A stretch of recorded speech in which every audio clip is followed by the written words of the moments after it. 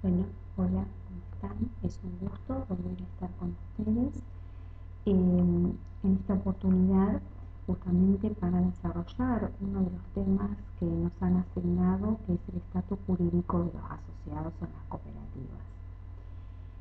En este espacio que nos hemos propuesto para ustedes, la idea es reflexionar específicamente sobre uno de los derechos que entiendo es uno de los derechos más significativos de los asociados en las cooperativas y que al mismo tiempo uno de los más complejos, que es el derecho al goce del servicio o al de la utilización del servicio. Derecho que, como lo vamos a ver, está dentro de la categoría de los derechos inherentes a la actividad mutualista. Y es así porque cuando hablamos de los derechos de los asociados, los derechos y obligaciones, implica que, y lo pasa en cualquier tipo de organización, que cuando se forma parte, ya sea de una cooperativa, de una mutual, de una sociedad, de una asociación civil, implica y conlleva el compromiso de determinados derechos y obligaciones. Este conjunto de derechos y obligaciones hacen o definen que un postulante se incorpore o a una sociedad o a una cooperativa o a una asociación mutual. Cuando hablamos de los derechos y obligaciones de los asociados, lo primero que decimos es que ese conjunto de derechos y obligaciones que conforman su estatus jurídico son mucho más amplios y complejos que los que se dan en otro tipo de organizaciones, especialmente en el régimen de la sociedad comercial. ¿Por qué? Porque la mayoría de esos derechos y obligaciones vienen predeterminados por los llamados principios universales de la cooperación. Principios que fueron reformulados, revisados en el año 1995, que es la última reformulación en Manchester, llamada Declaración de Identidad Cooperativa, que ha tenido la novedad no solamente de incluir una definición de cooperativa, sino también de los valores de la cooperación, además de su revisión. Esto hace entonces que tengamos un catálogo mucho más amplio y complejo, como les decía, que en el régimen, por ejemplo, de la sociedad comercial. ¿Por qué digo esto?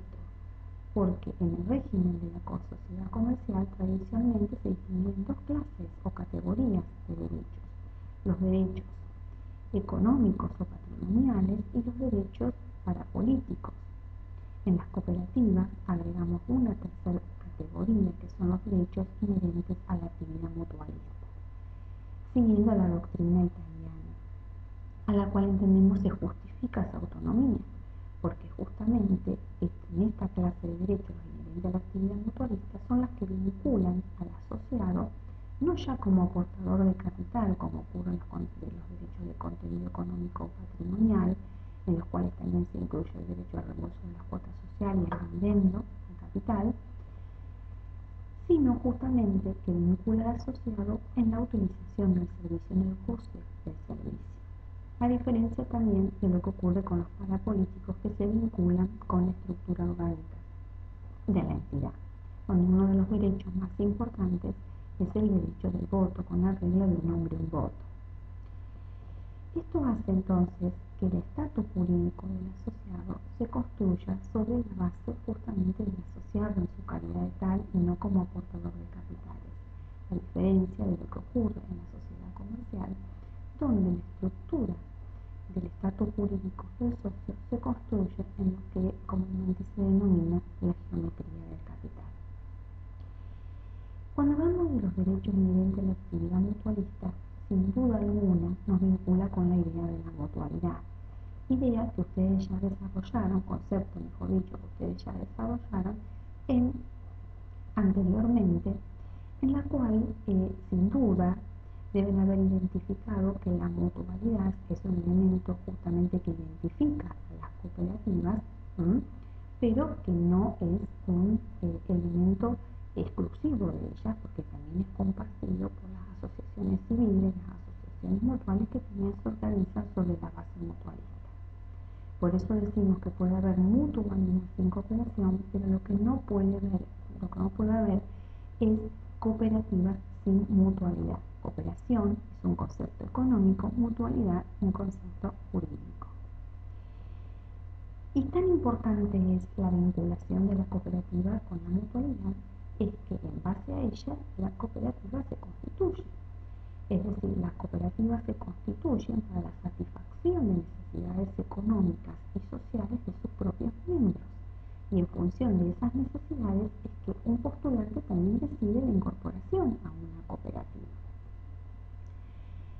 Esto hace de que justamente este derecho inherente a la actividad mutualista y específicamente el derecho a la prestación de servicio, puesto que también dentro de esta categoría se encuentra el derecho al retorno de excedentes, sea, en mi criterio, uno de los derechos más importantes, porque justamente a través del ejercicio del goce del servicio o de la prestación del servicio se cumple con los fines mutualistas, es decir, con su causa fin. Fíjense qué importante es que se eleva a la categoría de la causa fin de la cooperativa. Sin embargo, es un derecho que tiene ciertas complejidades. La primera que podemos advertir es que, si bien es tan importante, no vemos en las legislaciones que sea en la cual este derecho se lo reconozca de manera explícita. Sí lo vemos en los conceptos o definiciones cuando dice que son entidades fundadas en el esfuerzo propio y en la ayuda mutua. Pero en general, la forma de cómo se ejerce la prestación del servicio se encuentra delegada a los estatutos y a los reglamentos. Estatutos y reglamentos que tienen que ser aprobados por la Asamblea. Este derecho a la prestación del servicio no es un derecho absoluto, sino que es un derecho relativo porque está sujeto a la disposición de la voluntad de la mayoría.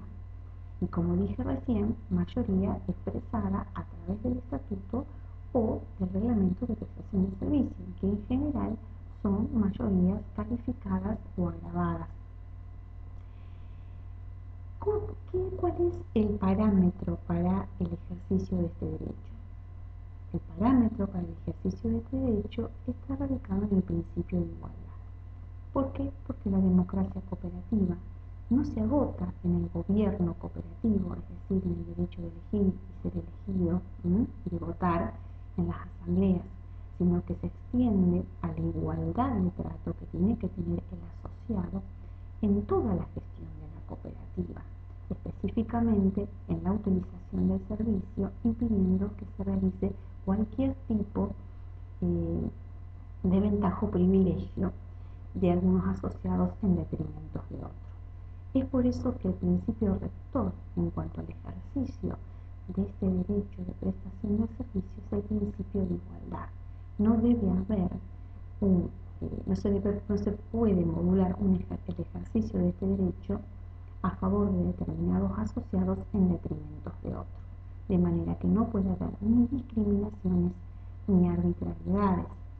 Es por eso que en esto hay que ser muy cuidadosos, porque es un derecho que se encuentra subordinado, o mejor dicho, sujeto a la disposición de las mayorías, que esas mayorías no sean arbitrarias, aunque les parezca raro. Es decir, esta mayoría no puede decidir, como dije antes, a favor de algunos asociados en detrimento de otros. Si eso ocurriera, lógicamente los asociados tienen derecho a impugnar judicialmente esa decisión cuando tuviese entonces un defecto o un vicio en el fondo, como sería en este caso, o un defecto de forma. En caso contrario, si esa disposición de la mayoría no tiene ningún vicio o defecto de fondo o de forma, entonces el asociado lo que le queda es, si no está de acuerdo, retirarse de la cooperativa, por supuesto con el derecho al reembolso de sus cuotas sociales. Entonces es un derecho que prima el principio de igualdad, es un derecho que no admite arbitrariedades ni discriminaciones, por eso es un derecho relativo, no es un derecho absoluto. Si bien, como les decía, es un derecho a la utilización del servicio, también implica al mismo tiempo que la cooperativa, la obligación por parte de la cooperativa a la facilitación de ese ejercicio. Es decir, la cooperativa tiene que poner al servicio del asociado la utilización del servicio. Este es un derecho complejo porque no todos los no todos los ordenamientos jurídicos consideran a este derecho y al mismo tiempo como un deber. En la legislación española se considera que el derecho a participar de la actividad económica de la cooperativa también genera al asociado la obligación de utilizar el servicio. Y esto está muy generalizado a nivel incluso de las propias legislaciones, tal es así que frente a la falta de cumplimiento de la utilización del servicio se aplican sanciones disciplinarias.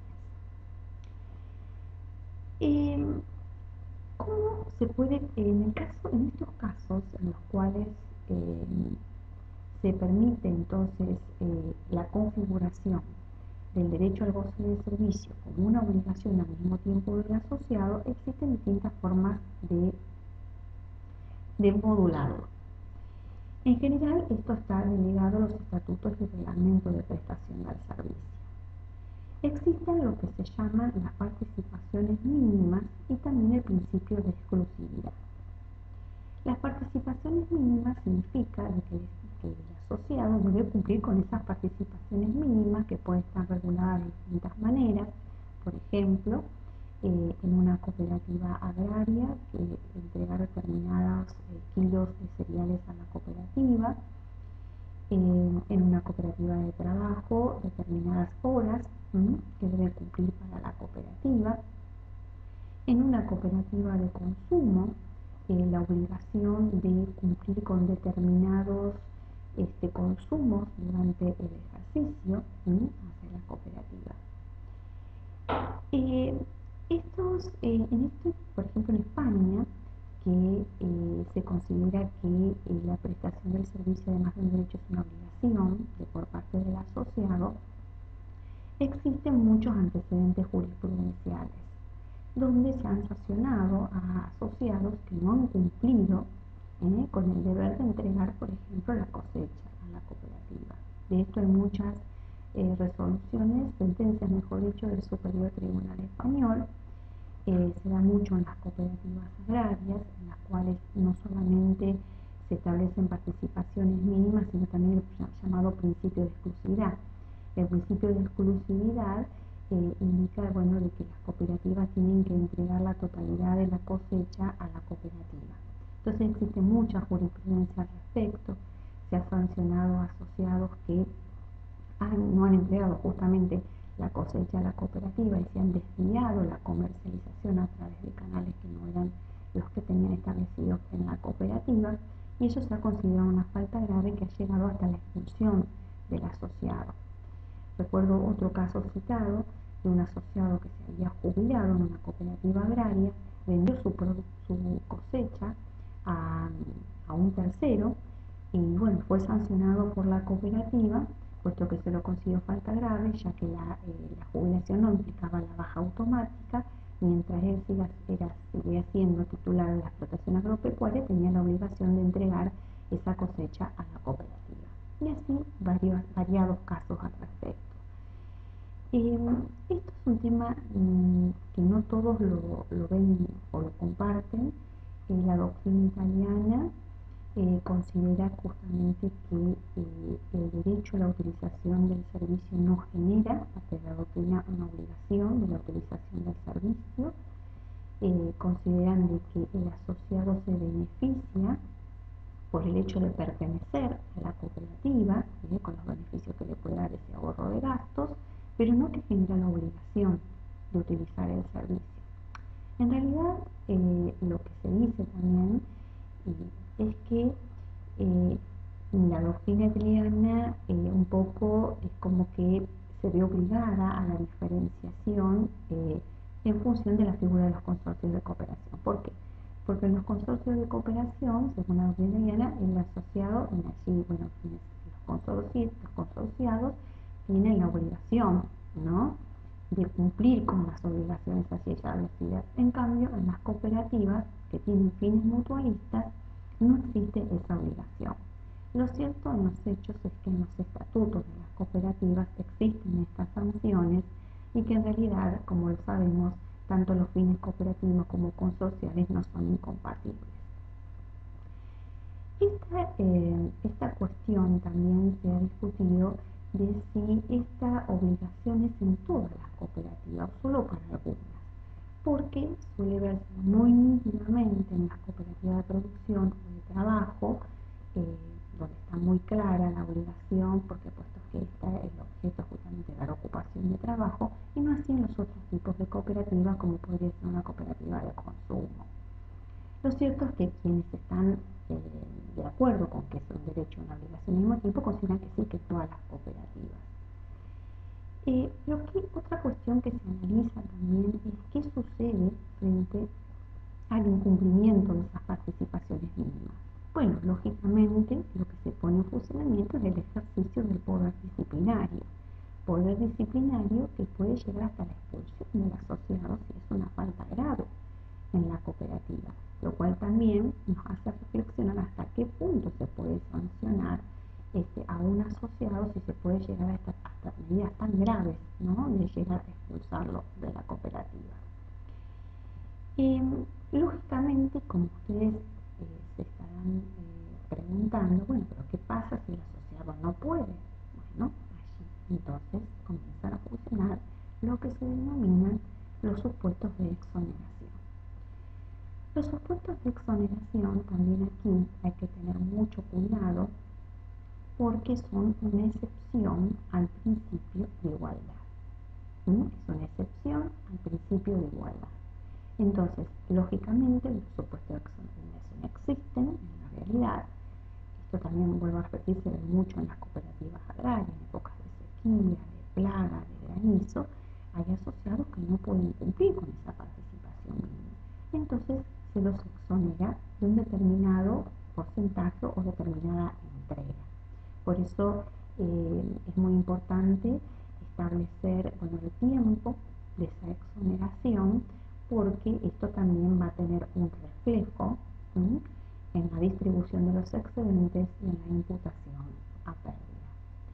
Otra cuestión que también se reflexiona es qué órgano tiene competencia para la exoneración. Porque así como que dijimos que las condiciones del ejercicio están sujetas a la disposición de las mayorías, ¿qué pasa con las exoneraciones? Bueno, esto tenemos que ver cómo están establecidas las órbitas de competencia de cada uno de los órganos, específicamente del Consejo de Administración o del Consejo Rector y de la Asamblea. En general, lo que se ve es que es una facultad del Consejo de Administración atribuida por el Estatuto al Consejo de Administración o en virtud de facultades residuales, como ocurre en algunas legislaciones. Es cierto de que como se tratan cuestiones muy delicadas, porque si bien, como dijimos, es una excepción al principio de igualdad, lo más aconsejable es que este tipo de exoneraciones, que también tienen que ser objetivas y de carácter general, estén sujetas en última instancia a la decisión de la Asamblea, porque da una mayor garantía. Estas cuestiones relativas a si la utilización, el derecho al goce del servicio constituye un derecho y una obligación al mismo tiempo, y cuáles serían los límites en el caso de ser establecidas, lo que podemos agregar es que la sanción disciplinaria frente al incumplimiento no soluciona el problema, claramente no lo soluciona. Y no lo soluciona primero porque hay que ver hasta dónde podemos llegar con una sanción disciplinaria, porque si llegamos hasta la expulsión del asociado, bueno, tampoco eso es adecuado o, digamos, conveniente para la cooperativa, más si se trata de un grupo de asociados. Y por otro lado, porque en general las sanciones, en la mayoría de los casos, son bastante tibias, es decir, a veces ni siquiera se aplican. Es decir, que frente a la falta de cumplimiento de estas obligaciones, la sanción disciplinaria no nos ofrece una solución adecuada, más teniendo en cuenta de que la falta, digamos, de participación en la actividad económica de los asociados provoca un perjuicio económico a la cooperativa y esto no se soluciona con una sanción disciplinaria. Esto que se ve muy claramente en las cooperativas, se ve muy claramente en las agrarias, en las agroindustriales, en todo tipo de cooperativa, hace reflexionar sobre cuáles serían las otras vías entonces de exploración para poder encontrar una solución. Porque estos inconvenientes, estos conflictos se manifiestan y se transfieren a otros ámbitos. En primer lugar, en lo relacionado a la participación de la asamblea. ¿Por qué? Porque se empieza a cuestionar tanto el asociado usuario como el asociado no usuario tienen los mismos derechos, es decir, un hombre, en cuanto a la votación, en la asamblea tiene el mismo poder, un hombre, un voto.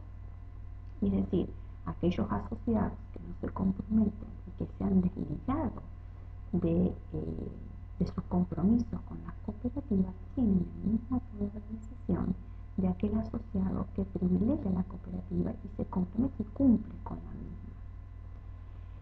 Esto que trae como colorado que se busquen otras formas de participación, ¿sí?, que estén vinculadas justamente con la utilización del servicio. Otra vía que se ha explorado es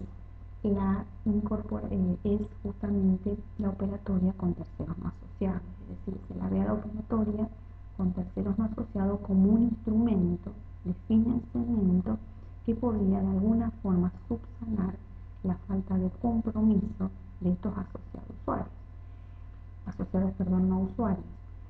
Claro que también aquí hay que tener un poco de cuidado y de prudencia, porque no podemos tener más asociados no usuarios que asociados usuarios, es decir, no podemos desmutualizar la cooperativa. Y finalmente, lo que ustedes ya se habrán imaginado, que es entonces la incorporación, otra vía que se viene explorando, es la incorporación de otra categoría de asociados. Es decir, ya no hablaríamos de que tenemos una sola clase de asociados, sino que tendríamos la incorporación de otro tipo de asociado que se vincularía entonces a la cooperativa, no ya por la causa objeto de la misma, que es la prestación de servicios, sino por la rentabilidad que le puede dar ese capital, que son las figuras de los llamados socio inversor, también podemos hablar de un socio de apoyo, tienen distintas denominaciones.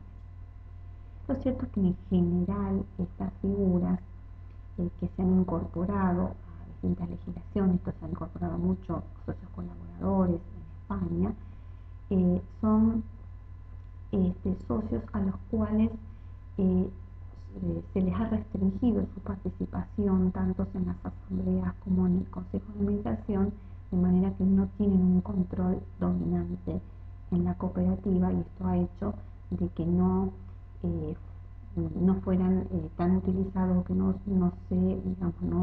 ofrecieron las soluciones que se esperaban a través de su incorporación. Creo que, fíjense que si ustedes se ponen a reflexionar, creo que en el seno de la cooperativa preocupa mucho más el asociado no usuario frente al asociado inversor, al menos como viene regulado en las legislaciones, y así es como se lo está, con la idea de cómo se lo quiere incorporar también en las legislaciones latinoamericanas.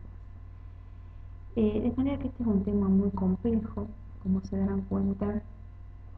Esto tiene que ver con la gestión de la cooperativa, tiene que ver con la gestión y cómo regulamos y conformamos este ejercicio este derecho a la utilización del servicio y, ver qué podemos, nosotros explorar a través de otras vías que, que podamos lograr de alguna forma, sin renunciar a la legitimidad de los principios, una solución a un tema que entiendo tan preocupante como es de la falta justamente de participación de la sociedad usuaria. Fíjense que no estoy hablando de la falta de participación de la sociedad en la asamblea, que también es todo un tema, sino de la falta de la sociedad usuario, la falta de compromiso de ese asociado